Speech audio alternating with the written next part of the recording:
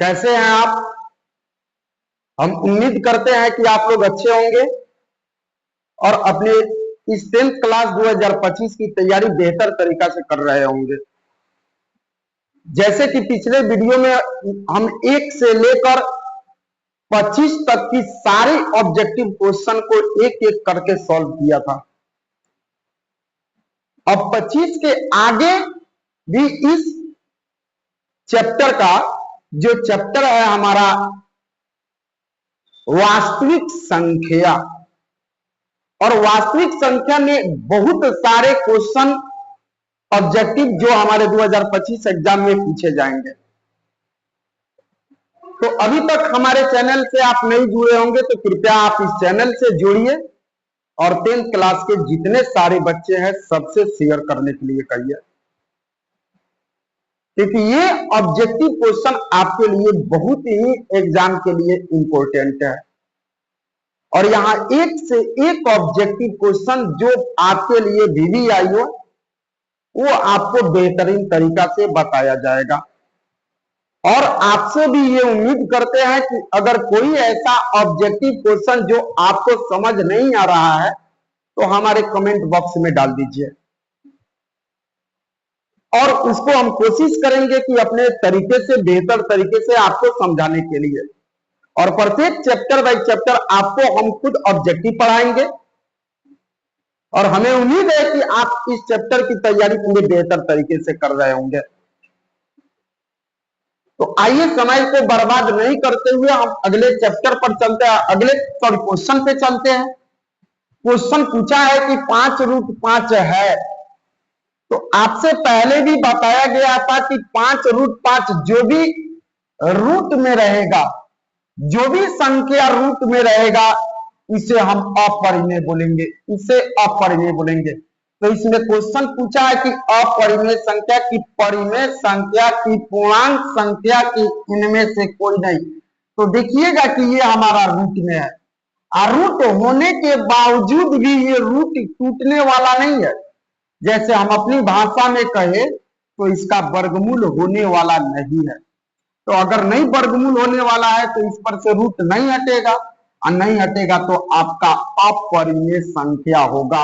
तो इस तरह का बहुत सारा क्वेश्चन पूछेगा। अगर आपके क्वेश्चन में पूछ दे 5 प्लस रूट 5 कौन संख्या होगा, तब भी कहिएगा कि सर ये अपरिमेय संख्या होगा। लेकिन वही क्वेश्चन हम लिख दे 5 प्लस रूट 9 कौन संख्या होगा, तो आप देखिएगा 5 का 5 हो जाएगा और 9 का वर्गमूल हो जाएगा। तो ये 5 3 8, तो ये अपरिमेय नहीं हुआ क्योंकि परिमेय हो गया। आपसे पूछा जाए क्यों, तो कहिएगा कि सर इस पर से रूट हट गया, तो रूट हट गया तो वो परिमेय होगा। लेकिन इस पर से रूट नहीं हटेगा तो इसलिए हमारा अपरिमेय संख्या होगा।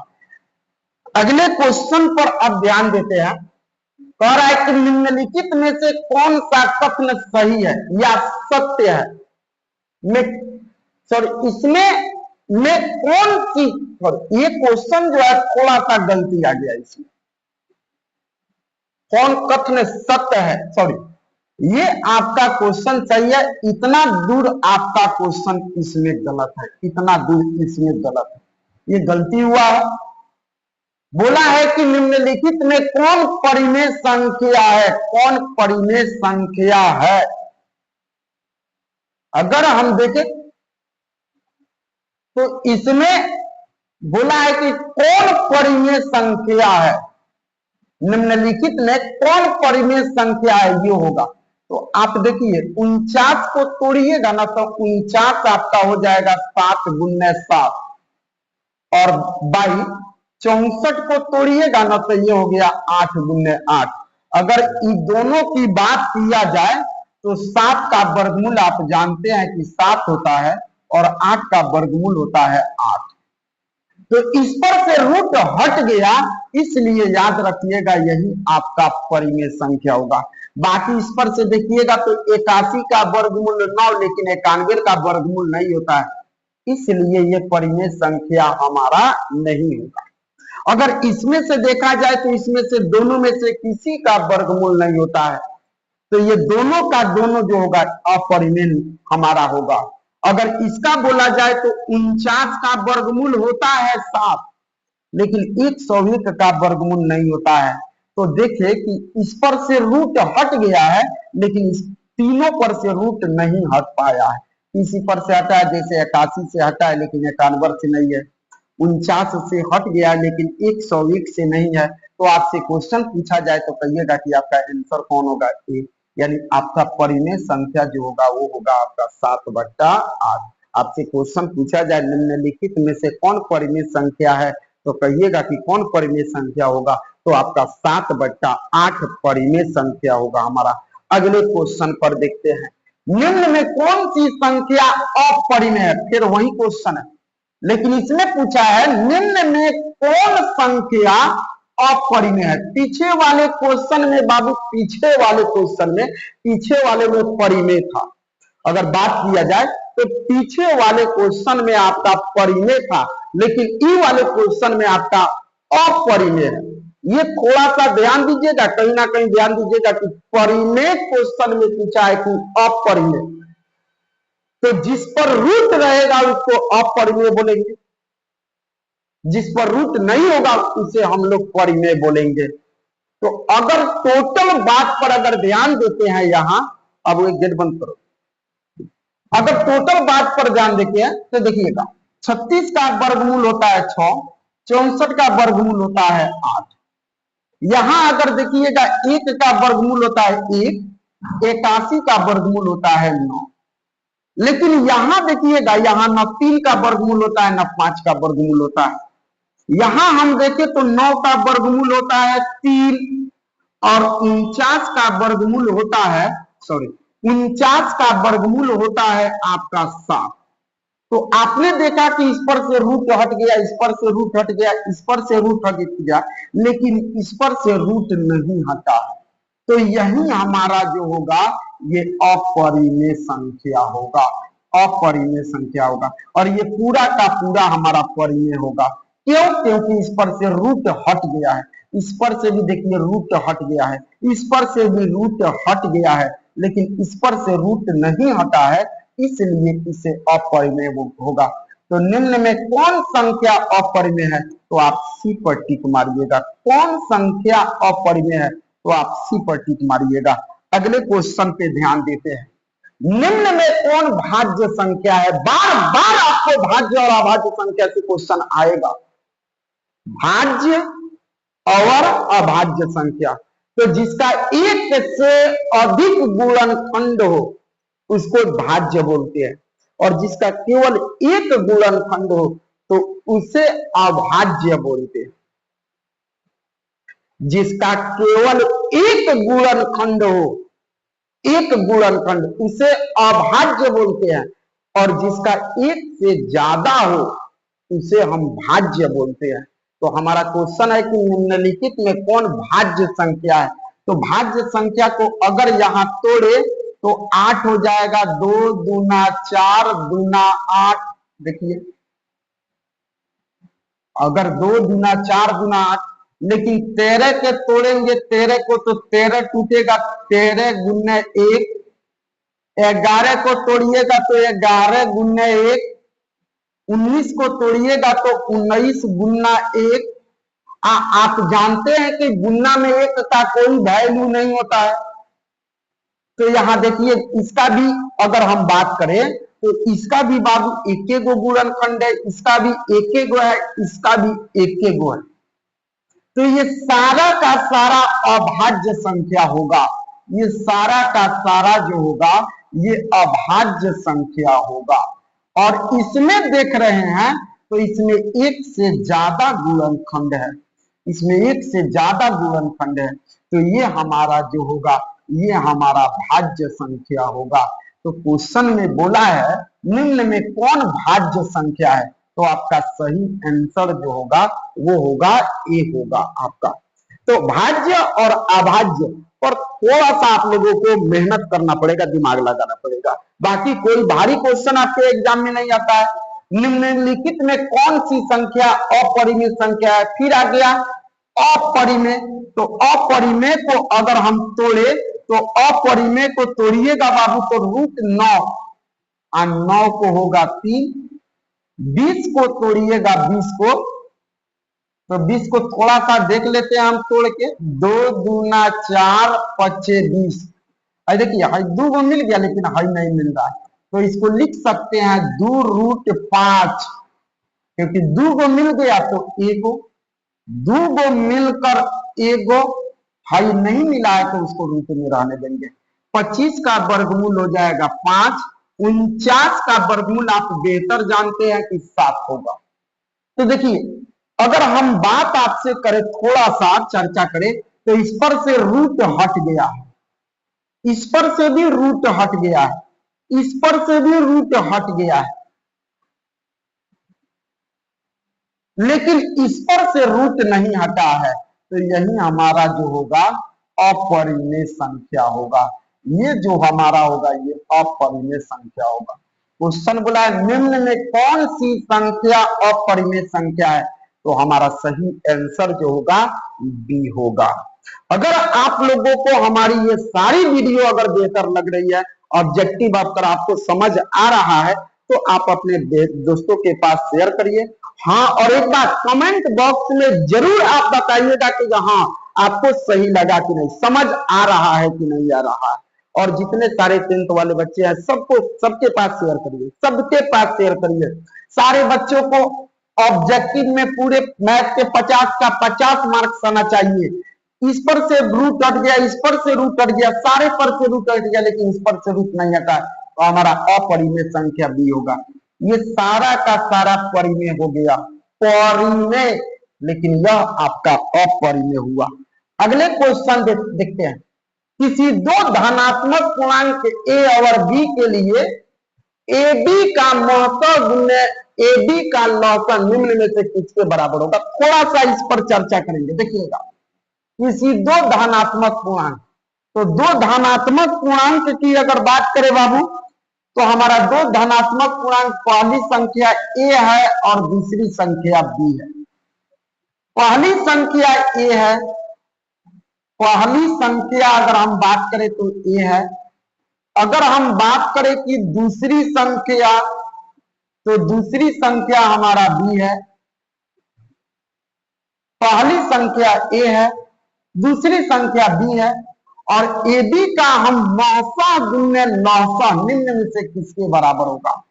तो क्वेश्चन पूछा है कि 900 गुणे 900, इसमें पूछा 900 गुणे ए बी का लौसा। देखिए ये ए बी जो दिया है ना, यानी कह रहा है, इसका अर्थ ये हुआ कि ए बी का 900, ए और बी यानी जो दो संख्या है उसका 900 निकाला गया, फिर ए बी का लौसा, यानी फिर वही दोनों का लौसा और इनके गुणनफल का किसके बराबर होगा। तो आप जानते हैं कि 900 गुणे 900 का फॉर्मूला होता है कि पहली संख्या गुणे दूसरी संख्या, पहली संख्या गुणे दूसरी संख्या होता है बाबू।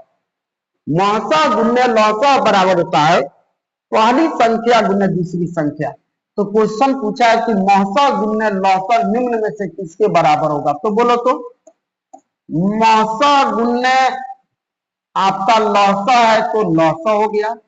पहली संख्या ए, दूसरी संख्या आपका बी, यानी किसके बराबर होगा, तो ए गुणे बी के बराबर होगा। तो हमारा सही आंसर जो होगा बाबू, सही आंसर हमारा सी होगा।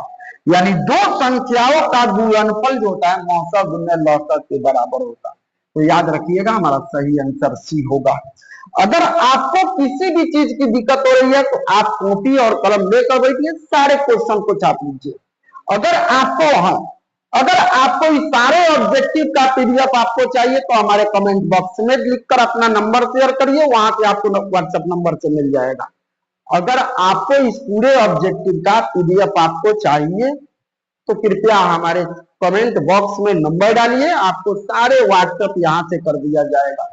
बोला है यहाँ कि x square minus 5x plus 4 हो तो मान होगा, यानी इसका हल करने पर मान जो आएगा वो कैसा आएगा, थोड़ा सा हम इस पर देखते हैं।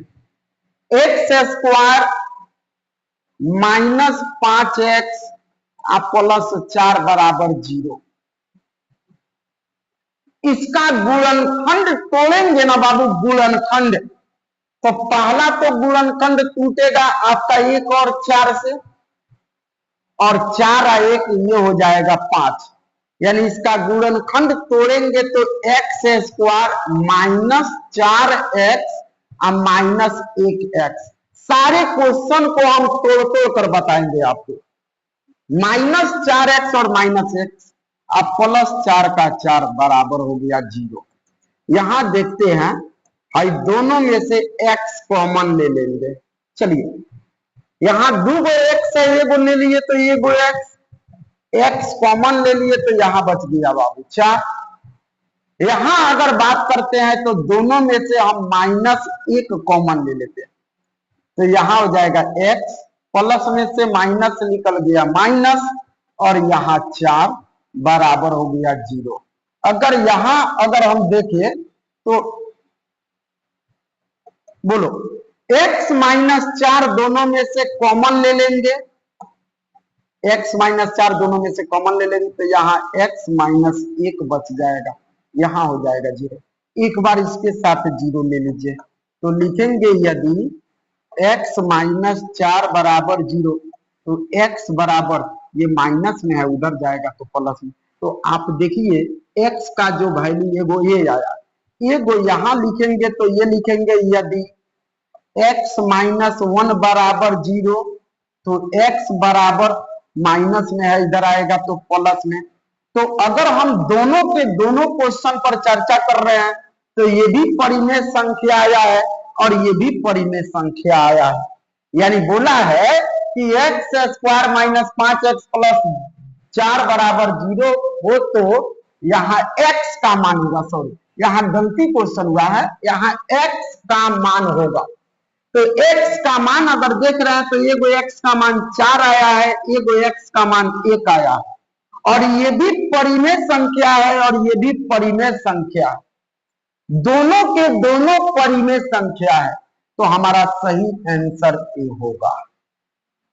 यानी इसमें x का मान यानी x का वैल्यू जो होगा वो आपका परिमेय संख्या होगा। अगले क्वेश्चन पर आप बेहतर जानते हैं कि 3√3, चल बता दो कि अंदाजी 3√3 कौन सी संख्या होगी। तो 3√3 यहां रूट है, और सबसे बड़ी बात है कि रूट हटने वाला नहीं है, यानी इस रूट का वर्गमूल नहीं होने वाला है।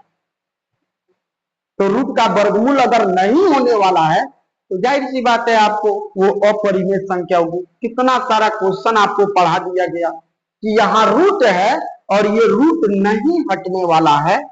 अगर हाँ इसी जगह पर 4 रहता तो आप जानते हैं कि 4 का वर्गमूल 2 होता है, तो वहां से रूट हट जाएगा, वहां से रूट हट जाएगा, लेकिन इसका वर्गमूल नहीं होने वाला है तो रूट नहीं हटेगा, तो आपका अपरिमेय संख्या होगा। यानी 33 नंबर का आंसर होगा बी। अगले क्वेश्चन पे देखते हैं, 6/15 का दशमलव प्रसार होता है। तो देखिए इसके लिए आपको तरीका बताया गया है बाबू। 6/15, 6/15 ध्यान दीजिएगा थोड़ा सा। 6 है तो कितने आदमी को लग रहा होगा, कितने सारे बच्चे को लग रहा होगा कि सर ये शांत नहीं होगा, अशांत होगा। देखिए एग्जाम में बहुत सारे बच्चे गलती करते हैं जल्दी की बाजी के चलते।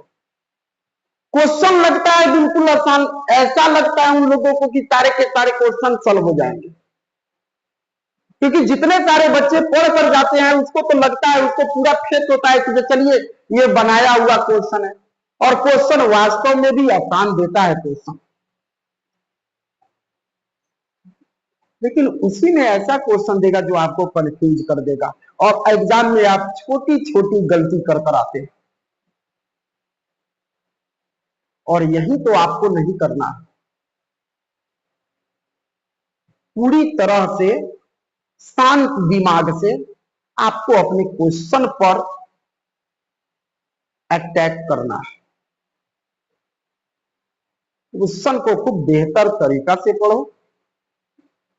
एग्जाम दीजिए, हमें उम्मीद है कि आपके सारे के सारे क्वेश्चन सॉल्व हो जाएंगे। कब? जब आप सारे के सारे क्वेश्चन पर ध्यान दीजिएगा तब। यहां बहुत सारे बच्चे कहेंगे कि सर ये आसान है, क्यों? आपको बताते हैं। चलिए, 6 है तो 6 सारे बच्चे तोड़ देंगे सर, 3 5 15 होगा। और आप लोगों को पढ़ाया गया है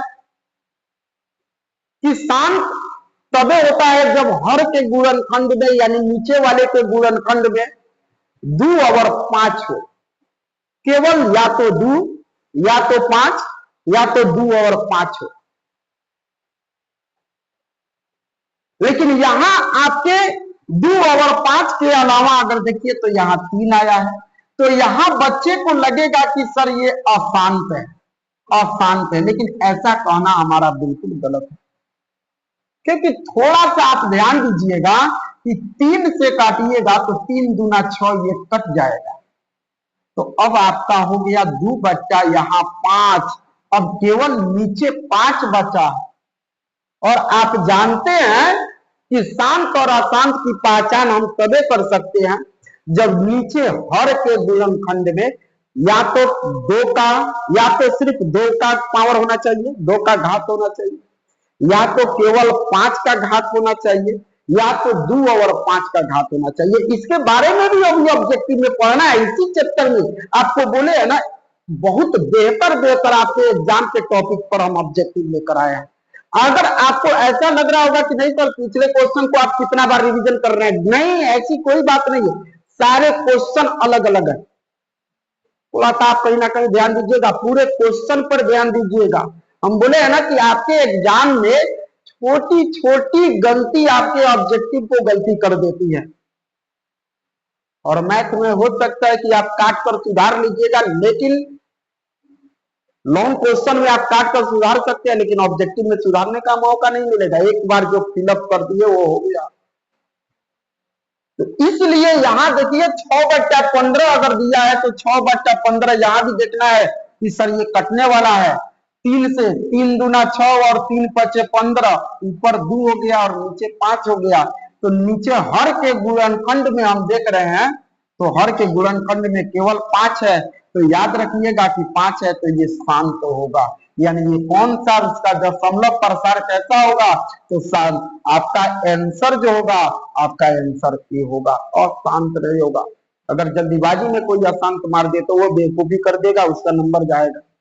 आपको लगेगा कि नहीं हम सही मारे हैं, लेकिन ऐसा नहीं है, ये आपको कंफ्यूजन करेगा। अगले क्वेश्चन पर थोड़ा सा ध्यान देते हैं।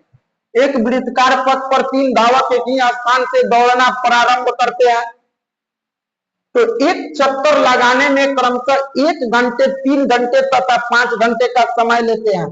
तीनों एक प्रस्थान बिंदु पर पुनः मिलने में लगा समय ज्ञात करें। इस तरह का जब भी क्वेश्चन आएगा तो आपको एक और क्वेश्चन बताए हुए थे कि आप एलसीएम कर लीजिएगा,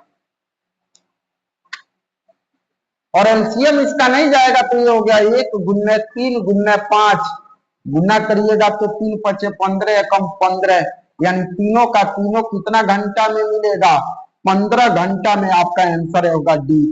15 घंटा में एक बिंदु पर मिलेंगे। अगले क्वेश्चन पर देखते हैं, यूक्लिड विभाजन एल्गोरिथम।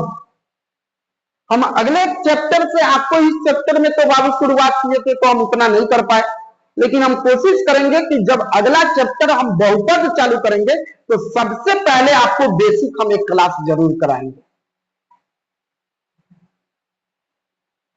जैसे कि यहां हम देख क्लास हमको चाहिए था बेसिक कराने के लिए, लेकिन हम नहीं करा पाए।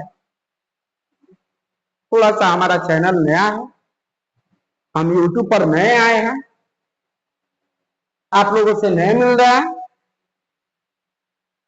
लेकिन हम कोशिश करेंगे कि आपको बेहतर से बेहतर ऑब्जेक्टिव की तैयारी करा दे। यहां यूक्लिड विभाजन क्योंकि बेसिक आप लोग पढ़े होंगे तो वहां मिला होगा कि यूक्लिड विभाजन एल्गोरिथम महसा के लिए दिखाया जाता है, लहसा के लिए नहीं। लहसा के लिए वहां सिखाया होगा 2 चीज, आपके गुरुजी सिखाए होंगे 2 चीज। पहला अभाज्य गुणनखंड से, अभाज्य गुणनखंड से, या इसको आधारभूत भी बोलते हैं, आधारभूत परिमेय भी बोलते हैं। कभी कभी आपके क्वेश्चन में, लॉन्ग क्वेश्चन में पूछ देता है।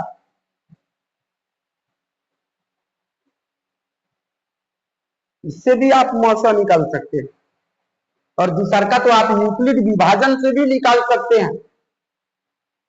तो यूक्लिड विभाजन यहां पूछा है, यूक्लिड विभाजन एल्गोरिथम। और याद रखिएगा कि यूक्लिड विभाजन किसी मनुष्य का नाम था, किसी गणितज्ञ का नाम था, जो मैथमेटिक्स से जो इसको लिखा है, इसके बारे में बताया है।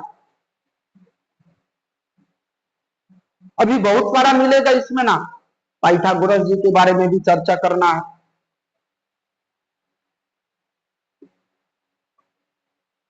थेल्स के बारे में भी चर्चा करना है। उसी तरह यूक्लिड विभाजन एल्गोरिथम दो धनात्मक पूर्णांकों के निम्नलिखित में से किसको परिकलित करने का तरीका है? लौसा को कि मौसा को कि भागफल को कि शेषफल को? तो याद रखिएगा कि इसका तरीका है तो मौसा का। यूक्लिड विभाजन एल्गोरिथम से हम मौसा निकाल सकते हैं। अगला क्वेश्चन पर अगर ध्यान दे, निम्नलिखित में से कौन सा कथन सही है यानी सत्य है? ये सारा का सारा क्वेश्चन आपको आज जो क्लास में करा रहे हैं, आज जो क्लास जो हो रहा है, ये सारा का सारा क्वेश्चन आपके ये प्रीव्यू क्वेश्चन है, जो पिछले साल 4-5 सालों में ये क्वेश्चन पूछ रहा है। 4-5 साल पीछे ये सारा क्वेश्चन पूछा हुआ है। ये सारा क्वेश्चन है, बोला है कि ये 2018 का क्वेश्चन है, 2018 में पूछा गया एग्जाम में ये क्वेश्चन है। निम्नलिखित में कौन सा कथन सही है या सत्य है? दो अपरिमेय संख्याओं का गुणनफल हमेशा अपरिमेय होता है। दो अपरिमेय संख्याओं का गुणनफल हमेशा अपरिमेय होता है, ऐसा कोई बात नहीं है बाबू। दो अपरिमेय संख्याओं का गुणनफल कभी परिमेय भी हो जाएगा और कभी अपरिमेय होगा, इसलिए ये आंसर नहीं है। एक परिमेय एवं एक अपरिमेय संख्याओं का गुणनफल हमेशा अपरिमेय होता है, ये भी गलत है। एक परिमेय और एक अपरिमेय संख्याओं का गुणनफल हमेशा अपरिमेय होता है, ऐसा कोई बात नहीं है। कभी परिमेय भी हो जाएगा, कभी अपरिमेय भी हो जाएगा। अगर हम बात करें, दो अपरिमेय संख्याओं का जोड़ कभी अपरिमेय नहीं हो सकता है, नहीं। दो अपरिमेय संख्याओं का जोड़ कभी अपरिमेय नहीं हो सकता है। दो अपरिमेय संख्या लोगे, एक रूट और एक 5, तो ये दोनों को जोड़ दोगे तो अपरिमेय ही होगा। एक पूर्णांक तथा एक परिमेय संख्या का जोड़ कभी पूर्णांक नहीं होता है, यही सही है, कभी पूर्णांक नहीं हो सकता है। एक पूर्णांक तथा एक परिमेय संख्या का जोड़ कभी पूर्णांक नहीं होता है। जब भी होगा तो वो कौन संख्या होगा? परिमेय संख्या होगा। तो आपका सही आंसर डी होगा। अगले क्वेश्चन पर ध्यान देते हैं। यदि एक n प्राकृतिक संख्या है, तब रूट n का मान, जैसे हम रूट n दिया है, रूट n दिया है और बोला है यदि n एक प्राकृतिक संख्या है। प्राकृतिक संख्या किसे बोलते हैं बाबू? प्राकृतिक संख्या उसे बोलते हैं जो एक से शुरू हो और अनंत तक चला जाए। जो एक से शुरू हो और अनंत तक चला जाए, उसे प्राकृतिक संख्या बोलते हैं।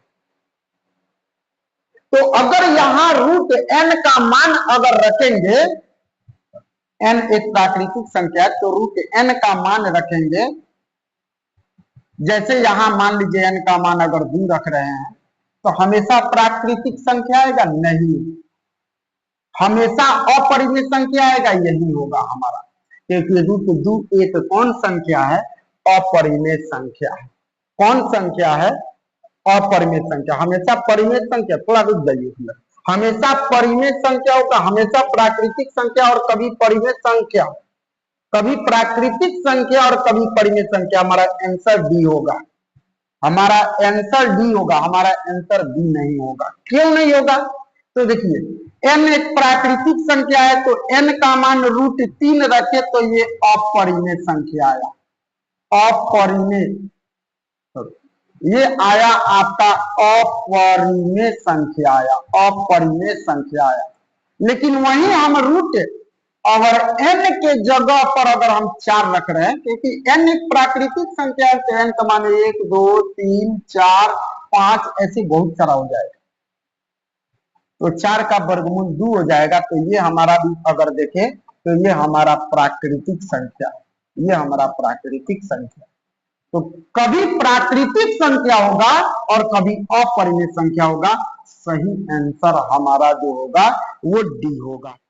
निम्नलिखित में कौन सा भिन्न दशमलव प्रसार शांत है? अगर हम यहां देखें कि कौन सा शांत है, तो बाबू अगर देखते हैं तो 11 है तो यहाँ 11 रहने दीजिए। 700 को तोड़िएगा, 700 का अगर गुणनखंड तोड़िएगा तो ये आएगा 2 गुने 2 गुने 5, 2 दूना 4, 5 20, 25 100 और गुने 7। तो देखिए इसमें 2 के अलावा 5 के अलावा एक आ गया है, 7 आया है इसमें। यहाँ 2 और 5 के अलावा एक कौन सी आ गया है? 7। इसलिए ये याद रखिएगा कि ये हमारा शांत नहीं होगा, ये अशांत होगा। अगर यहां भी अगर देखा जाए कि यहां भी करिएगा कि नहीं सर हम काटे 7 से तो 13 7 91, फिर 7 से काटे तो 300 आया, तो आपका हो जाएगा 13 बट्टा यहाँ 300। तोड़े इसको, जैसे 13 है तो 13, अगर 300 को तोड़ते हैं तो 2 दूना 4, 25 20, 25 100 और 100 में 3 से जो गुना करेंगे तो ये हो जाएगा 300। तो इसमें भी देखें तो इसमें 2 और 5 के अलावा 3 आया है, तो ये भी याद रखिएगा ये भी अशांत होगा, ये भी अशांत होगा। लेकिन आप यहां थोड़ा सा ध्यान दीजिएगा, यहाँ 343 है तो 343, 2 का पावर 3 है तो 2 का पावर 3, 5 का पावर 3 है तो 5 का पावर 3 और 7 का पावर 3 यानी करिएगा तो 343 आता है। आप जानते हैं 7 का क्यों कहने का अर्थ दिया, 7 गुने 7 गुने 7, और इसको करिएगा तो ये आएगा 343। तो आपका 343 से 343 कट गया, ऊपर बच गया 1 और नीचे हो गया 2 का पावर 3 और 5 का पावर 3। तो इसमें अगर थोड़ा सा हम ध्यान दें तो इसमें केवल 2 और 5 आया है। अगर हम ध्यान देते हैं बाबू तो इसमें केवल 2 और 5 आया है, केवल 2 और 5 आया है, तो यही हमारा शांत होगा। तो क्वेश्चन पूछा है कि निम्नलिखित में से कौन सा भिन्न दशमलव प्रसार शांत है? तो याद रखिएगा हमारा सही आंसर जो होगा वो सी होगा। अगले क्वेश्चन पर ध्यान देते हैं। सबसे छोटी पूर्ण वर्ग संख्या ज्ञात करना है। चलिए, बहुत सारे बच्चे इसमें गलती करते हैं बाबू, बहुत सारे बच्चे। सबसे छोटी पूर्ण वर्ग संख्या जो 16 20 तथा 24 प्रत्येक में से भाज्य हो। 16 से भाग करे, 20 से भी भाग करे, 24 से भी भाग करे तो भाज्य हो जाए। और सबसे छोटी हमको पूर्ण वर्ग संख्या चाहिए बाबू, वर्ग संख्या। बहुत सारे बच्चे गलती कहां करते हैं इसमें, गलती थोड़ा सा आप ध्यान दीजिएगा। यहां 16 20 और 24 का एलसीएम निकाल देते हैं। तो 2 से 2 8 16, 10 दूना 20, 12 दूना 24, फिर 2 से 2 चौका 8, 2 5 10, 2 6 12, फिर 2 से 2 दूना 4, यहाँ 5 उसी तरह और 2 3 6। गुना करे तो 5 दूना 10 दूना 20 दूना 40 दूना 60, और 60 में 3 से गुना करेंगे तो 60 3 का 180। फिर से देख लीजिए, 2 दूना 4 दूना 8 दूना 16 25 80, सॉरी 8 तिरका 240 आपका एलसीएम होगा। इसका एलसीएम किए तो आपका 240 आया। 2 दूना 4 दूना 8 दूना 16 16 25 80 80 तिरका 240। तो कितने बच्चे जल्दीबाजी में 240 को टिक मार देते हैं, लेकिन 240 बाबू आपका आंसर नहीं होगा। ऑप्शन मिल जाता है और मार देते हैं, निकल जाते हैं। और एक बात ध्यान नहीं दिए, एक बात और समझिएगा, इसको 16 से भी भाग करिएगा तब भी विभाजित हो जाएगा, 20 से भाग करिएगा तब भी विभाजित हो जाएगा, और 24 से भाग करिएगा तभी विभाजित हो जाएगा। लेकिन जो क्वेश्चन वास्तव में पूछ रहा था वो आपको ध्यान नहीं दिया। क्वेश्चन में पूछ रहा था कि हमें जो संख्या चाहिए वो वर्ग संख्या चाहिए, और ये वर्ग संख्या नहीं है। यानी अभी तक हमारा क्वेश्चन फेलियर नहीं हुआ। यहां तक बिल्कुल सही होता कब, जब इसमें पूर्ण वर्ग संख्या की चर्चा नहीं करता, तब इसमें पूर्ण वर्ग की संख्या चर्चा नहीं करता तब हमारा आंसर बिल्कुल सही जाता।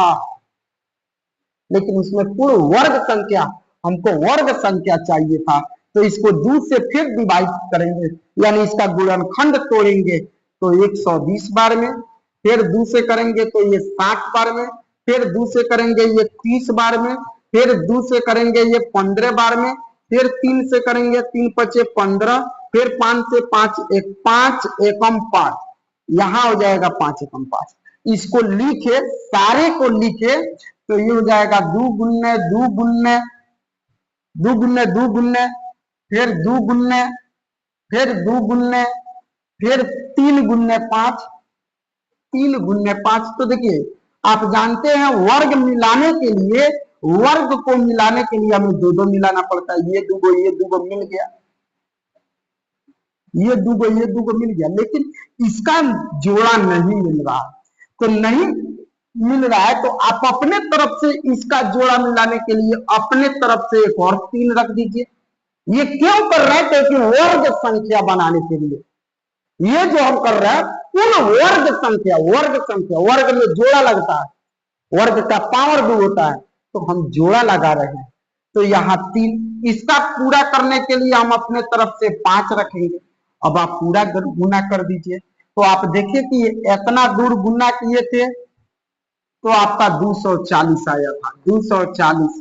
हम अपने तरफ से जो गुना किए हैं वो 5 से 15, 5 से 15। अब गुना करेंगे इसको तो 0 का 0, 15 चौका 60 के 0 हासिल 6, और 15 दूना 30 और 6 36, यानी हमारा आंसर जो होगा वो 3600 होगा। और आप जानते हैं कि 3600 एक वर्ग संख्या है जिसका वर्गमूल 60 होता है। और आप इसको 16 से भी भाग करिएगा तभी विभाजित होगा, 20 से भी भाग करिएगा तब भी विभाजित होगा, 24 से भाग करिएगा तभी विभाजित होगा। और सबसे बड़ी बात जो हमारा पूछ रहा था पूर्ण वर्ग संख्या, तो ये पूर्ण वर्ग संख्या भी है। ये हमारा क्वेश्चन और ये हमारा आंसर जो होगा आपका डी होगा। अगले क्वेश्चन पर ध्यान देते हैं।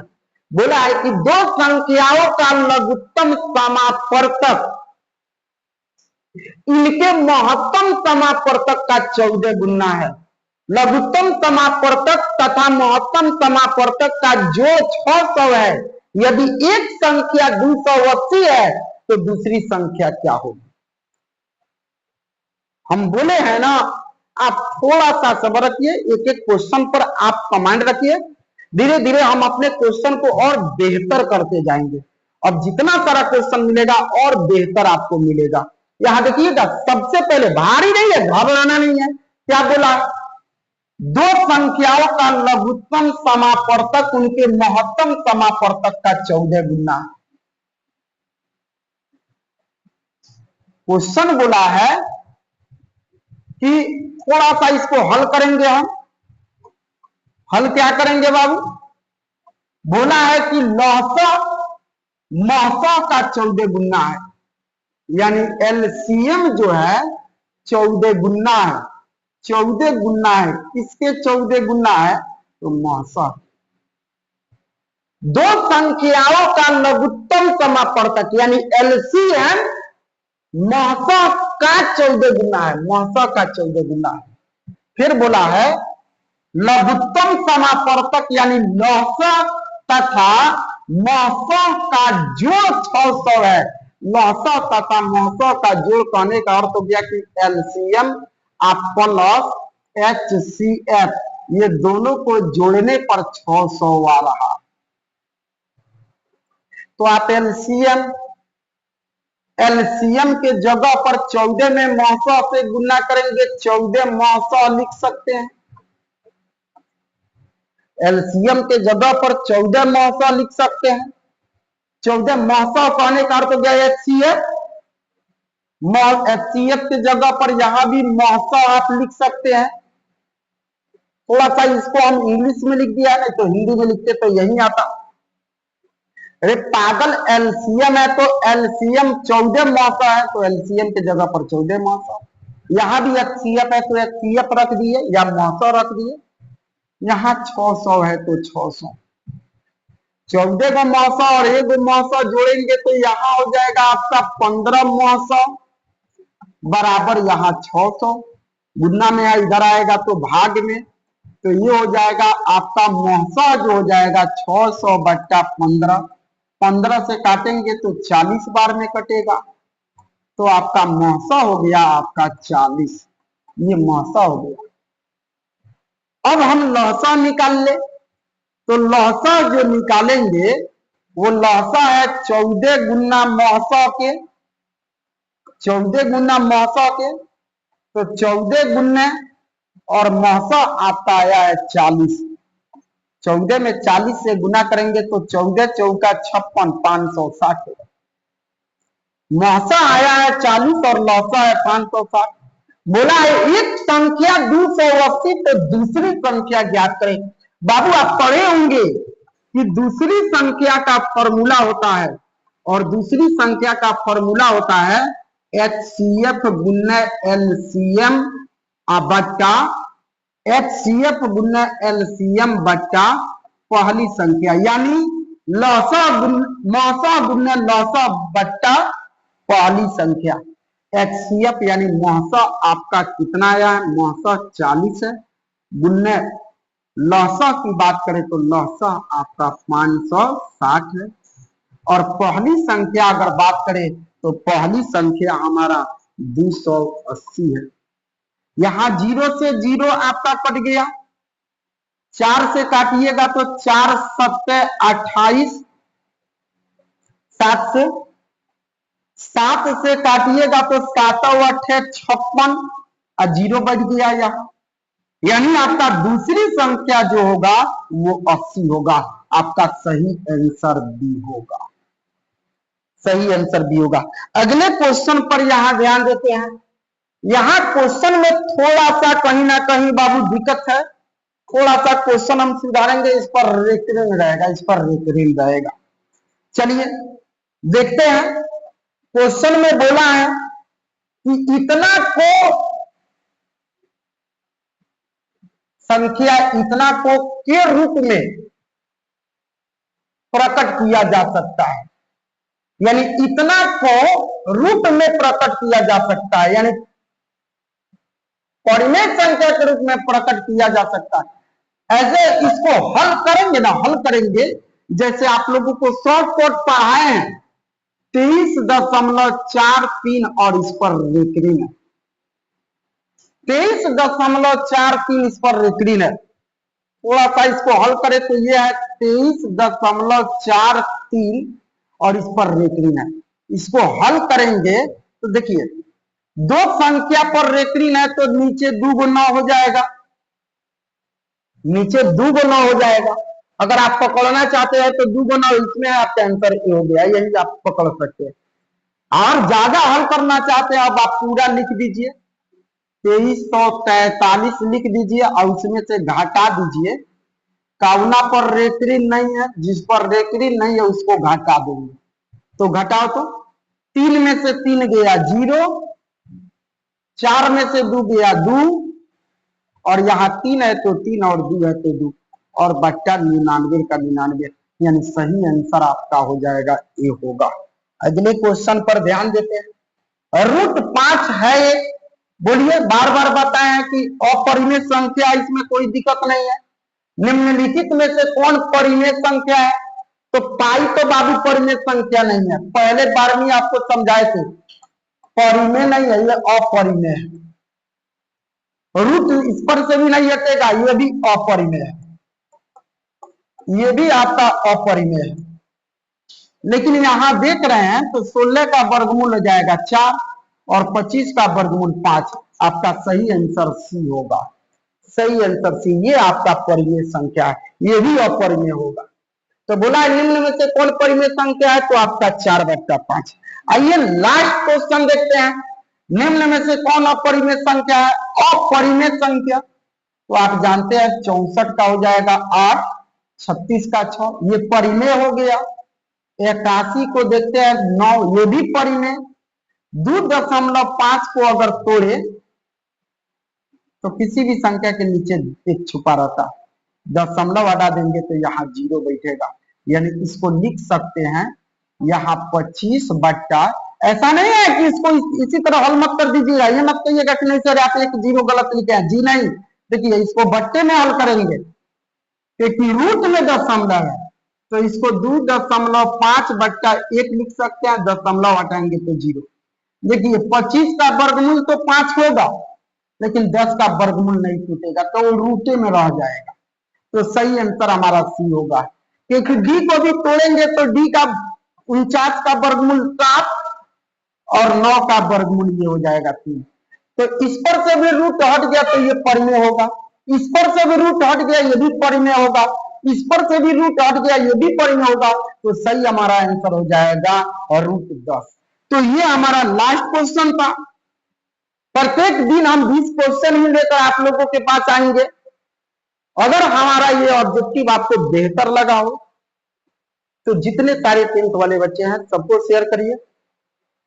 हमें उम्मीद है कि आप बहुत बेहतर से तैयारी कर रहे होंगे। अगर आपको इस चैप्टर का टोटल नोट्स चाहिए क्वेश्चन का, तो हमारे कमेंट बॉक्स में आप अपना व्हाट्सएप नंबर दीजिए, यहां से कोशिश किया जाएगा कि आपको नोट्स भेज दिया जाएगा और आप बैठकर तैयारी करिए। कहां से है ये भी कमेंट बॉक्स में डालिए और जितना हो सके उतना लाइक और शेयर करते चलिए। बहुत ही बेहतर तरीका से आपको ऑब्जेक्टिव, फिर आपको अगला ऑब्जेक्टिव फिर अगले पार्ट में अगले भाग में लेकर आएंगे। तब तक आप इतना तैयारी करिए।